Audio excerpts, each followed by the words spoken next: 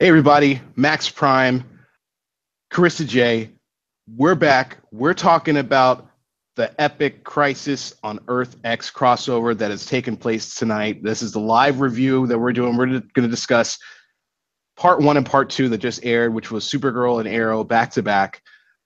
First thing I want to say, Karissa, how's it going? How are you today? How did you like this episode? What were your what was your So over? I did like it. It was awesome how it was immediate crossover as opposed to last year where it was little bits and pieces of the crossover with the main story still intact. So these 4 episodes will all be full crossover, which is awesome. Really enjoyed it. Did you feel that with the Barry Iris wedding, everything seemed to go smooth in the first part. Everybody was getting together, everybody from, National City, Central City, everybody's getting together for the wedding. I mean, even the Legends of Tomorrow from their time traveling adventures, they've, all come together for the Iris and Barry wedding. And I guess we all kind of expected to, for the Nazis from Earth 10 to crash. What were your thoughts on the Barry Iris wedding part of the episode?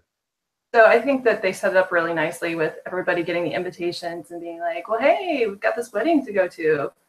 Although in real life, I don't think they typically respond the day before a wedding, but hey, it's all good. We accepted it's television. So really well done. I think everybody actually, when they first got together, I was curious if that was just film where they were like, and actually having their own little reunion and it just worked out, or if it was set up that way. But it was really awesome. Now, we also noticed in the episode there was I would say, issues between Ollie and Felicity, where Ollie kind of gets that feeling that maybe he wants to propose to Felicity, and when he kind of tries to propose, she says no.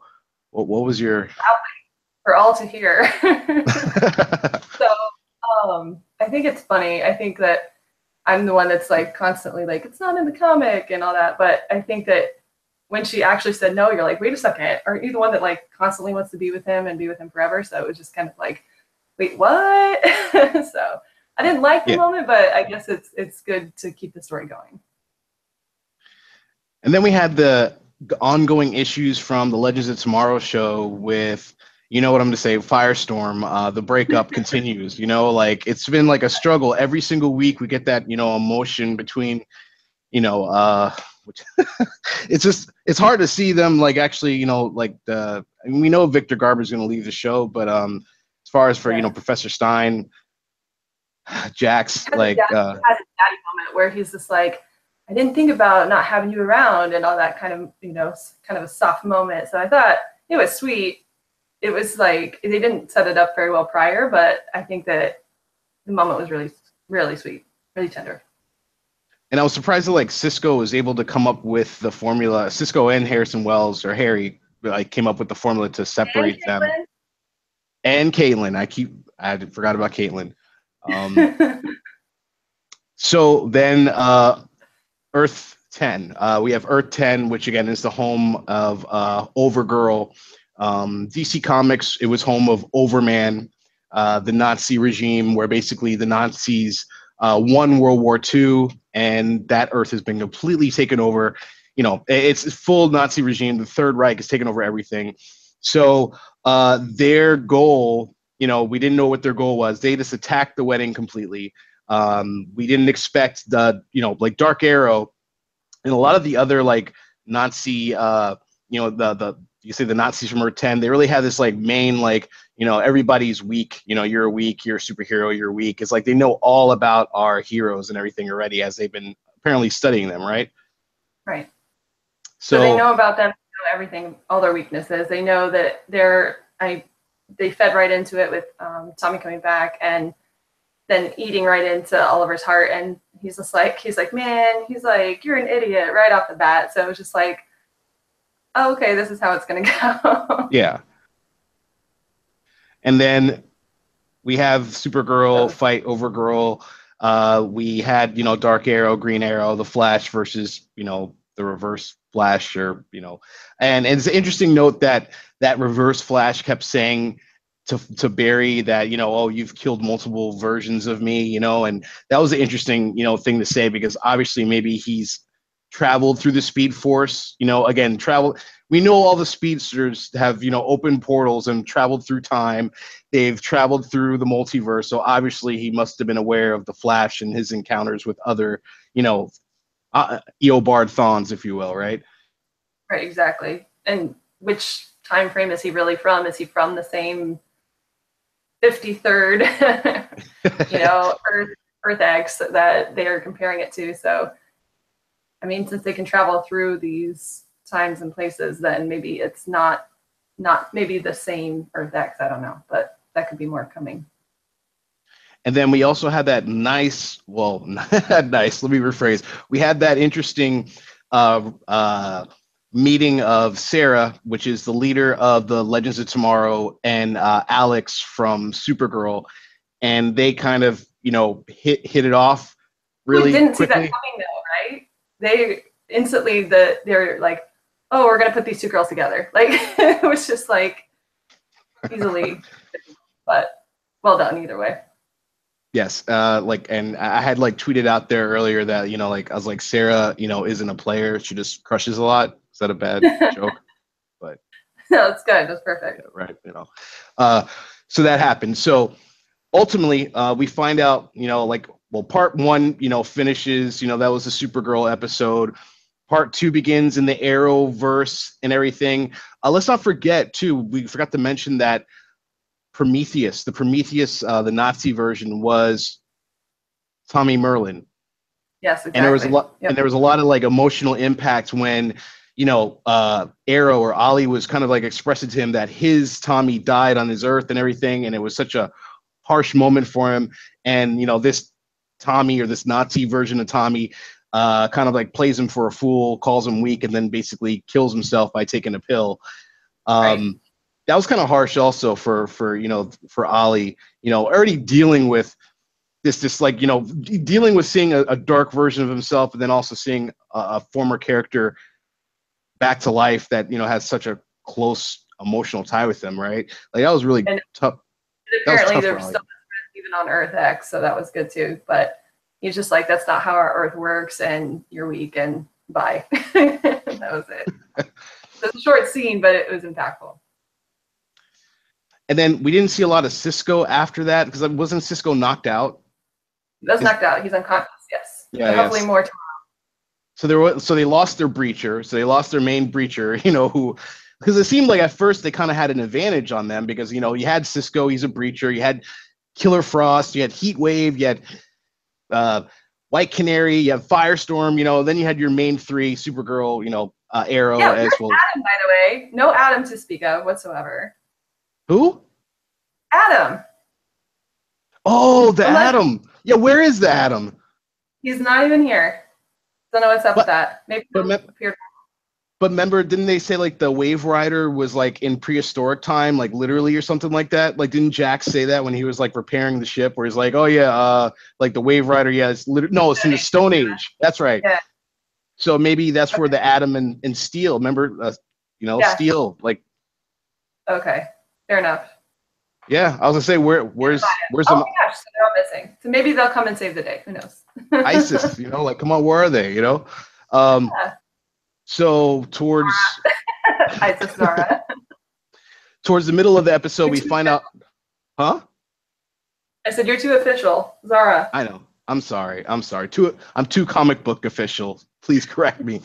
Okay. So towards the middle of part two, we find out that the Third Reich, or you can say Overgirl, Dark Arrow, and that Reverse Flash, Reverse Flash, they want a prism, basically, and they steal a prism, and we find out later, kind of towards the end of the episode, the reason why they want to steal this prism. We got a quick debut of Metallo. Now, I don't know if anybody out there can comment on this video and let me know, was Metallo in the Supergirl show at all? To my knowledge, I haven't. Maybe that was the first time I think of like because he just kind of came out of nowhere. I was like, "Whoa, Metallo!" Like I thought it was Brainiac at first. I was like, "No, that's Metallo. He has kryptonite in his chest." It's random, you know. Like and everybody like I seen the like reaction like, "Whoa, Metallo!" That was kind of out of nowhere. And then he goes after the arrow immediately, which I thought was kind of funny because I'm like, clearly he was like crushing his face. So Yeah, and anyway. then towards the end we find out that Overgirl is dying because her cells have sucked in so much like solar radiation because she, I guess, apparently flew too close to the sun, as she said. But really, her cells have absorbed too much radiation, and she's dying. And she wants to basically take our Supergirl's heart and kill Supergirl. And we had the team at the end of the episode now trapped on Earth X. Star Labs has been completely taken over by Nazis, and we don't know what's going to happen next. I know tomorrow night, part 3 and part 4, the finale. So let's just backtrack a little bit. So let's talk about the Ollie Felicity thing, because again, that was kind of like the strongest tone of the night. Now there's a lot of people that love Felicity, love Ollie, that ship there. Do you think really that was kind of like the signs of what's to come? I If you think know. I think it just helps keep the story going. Like I said, I think it's more of a maybe not now, let's talk about this later kind of thing is what it kept feeling like. So maybe they'll revisit it. Maybe that'll be next year's crossover where they'll have their wedding, but then still in the end of the episodes not get married or something. Like, who knows? They're setting it up for the future. I feel like it's just a moment in this time, and they'll use it for later. So is Earth X, the Arrow and Supergirl are actually married? Yes. Overgirl does as well. Yes. So. And I think that's why the Harrison, or I'm sorry, I keep calling him Harrison Wells, Eobard Thawne of that Earth was concerned about, the emotional attachment between, Dark Arrow and Overgirl, because, he was concerned that that would interfere with their plans of taking over the Earth. Yes. He was like, I also feel that choice. He won't make that choice. I won't allow that or something. So yeah, we'll see. yeah. I'm also wondering, again, in the long run, we know, well, here's bringing in a little bit of comic books into it. We know that Green Arrow eventually ends up with Black Canary. I hate to say that to the fans of that. Laurel, Lance. So he's got like Dinah, and then he's got Laurel still, the other world Laurel still alive. So it's like, who knows? They could go anywhere. Like and then also, like, I'm wondering what's going to happen with the Firestorm thing, because I wonder. Well, you think like you think the professor will actually make it like back home? Like, I just hope they don't do something like crazy, like the professor actually dies or something like that, or like I'm really scared of that happening now. Like I don't think they'll do that. I don't know, but I don't think they'll do that. I think that the twist, I think, if anything could happen, is that he's not supposed to have his daughter and therefore his grandson away, and then it could be all for nothing. And then, like, eventually, after he mourns the loss of these people that he shouldn't have had in the first place, he could come back or something if he so chooses as an actor. So maybe, because I know, like, they never gave the reason why Victor Garber was leaving to begin with. So I'm wondering, like, once he's gone, I think he's gone, but like for Jax to just be Firestorm by himself, I don't know if they'll, I have a feeling like even though they have that like little vial that could potentially, make Jax only the Firestorm. I don't know. I have a feeling like that's just going to be, it's going to be a twist, eventually. Definitely. So let's go to Supergirl. Now, Supergirl's tone was kind of like she's by herself. Like at first, like, when it first started, she's like, oh, I'm just alone, I'm alone. and because of all the all the problems with Mon-El and everything like that. That was kind of like interesting because like through her episode, we got a little bit of that, and then it's kind of jumped and went crazy and everything. Compared to when the Arrow episode happened, where again it was mainly Felicity, Ollie. That's what I just noticed with those two. Yeah, and we also didn't talk about how in the end Team Arrow tried to come in and help save Star Labs, but we're still defeated. But still, they came in and they made a great appearance. End. That was good. They tried, like Dark Arrow completely took him out. And I was surprised he took out Mick too. Like took out Mick quickly. Yeah, just a And little shot. Caitlyn. I thought Caitlyn was gonna like destroy his hand and like break it. I was like, oh my god, she's gonna break his hand. That didn't happen. And then it was just some blast, and she like got knocked down. So yeah. That's it. So overall, what were the moments like? As we could just, if you recap it, that was 2 hours, it was a long episode, but like, what were the moments that stuck out for you? Mick, comedic relief, definitely up there. A lot of the Felicity Oliver story, which anybody that's heard me before, it's not my favorite, just because of the comic book references. I think that you're right. There's a lot of following there, so I can see why writers keep bringing it in. But true to the story, it shouldn't be happening. So I'm good with it. But it's always well done. I think the crossover, I don't know who was lead writer or whatever, but it was amazing. I didn't notice that, but I think generally speaking, well done. I can't wait to see what happens tomorrow. I think the points that stuck out for me in this episode are things that like I liked the most. We didn't really I'm not gonna the Flash and Ollie in the beginning of the episode. I mean, I like their little like Ollie's always been the mentor to Barry, and then Barry kind of flipped the table on him again to get Ollie to get into that mind state of proposing to Felicity. The Firestorm relationship, the pending breakup, that again, there's a lot of emotion there, and I kept like saying like, man, this is so emotional. This is a harder breakup to deal with than this like wedding or even the Ollie Felicity thing. I really loved Eobard Thawne or Harrison Wells or Tom Cavanaugh is just brilliant. He plays so many versions of himself, in his show, and he's just amazing. Like no matter what, like so him even playing this like Flash from an alternate Earth is just hilarious. Even when he had the heroes tied up, he's like cracking jokes, which I love. Exactly, and he's always like subtly making fun of his other characters, which I think, again, bravo. Yeah, bravo. Super cute. So overall, like, what would you give it? Like this episode, like this whole entire like episode, 2 episodes, part 1 and part 2. Like, did it keep your attention? Did you love it? Did you like it? Was it? Did keep my attention. I was curious. Like, I was just like, okay, I want a little more. I want a little more. So it did keep my attention for sure.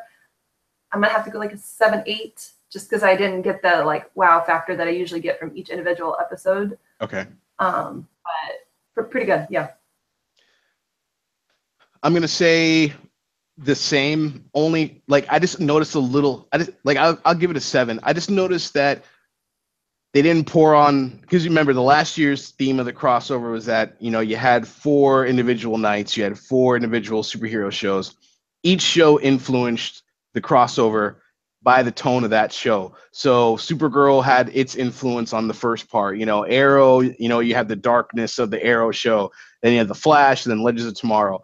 I noticed they kind of toned it lighter with the Supergirl episode. You only got, again, that brief like 5 seconds where she's like, oh, I'm alone. I have nobody. Oh, well. And then it just goes straight into the, there for like 30 seconds. Which I thought that was a smart move on their behalf. Smart move on their behalf. I thought that was great. That's wrong, but kept it short and sweet. Supergirl, the show's influence over the crossover, you mean? Yeah, and I think that was good. I think that they just kept throwing in characters, every single scene, just like mixing everybody together. And I thought it was perfect. It was perfect momentum to just keep it going. Keep the action, keep the intensity going. So, I give it a 7. All right. Or tomorrow then. Back tomorrow. Tomorrow, part 3, part 4, and hopefully we get to see the debut of the Ray, because the Ray is home to that Earth 10, Earth 10 Ray, a part of the Freedom Fighters. And I kept like tweeting out there on Twitter. I was like, oh, waiting for the Freedom Fighters to show up, waiting for the Ray to show up and everything. Because I know he was shown in the preview one time. So looking forward for tomorrow's episodes. Any final thoughts before we go? No, back at it tomorrow. All right, everybody. Tune in tomorrow, subscribe to this channel. Again, like this video, share it. Leave your comments. Tell us what you thought of this ultimate crossover, the Crisis on Earth X, for Karissa J and myself, Max Prime. Again, subscribe, like, share. Tune in tomorrow night. We'll broadcast again, 10 p.m. Eastern. Check us out. That's it. Like I said, I was happy. So, Perfect. good night, everybody. We're out of here.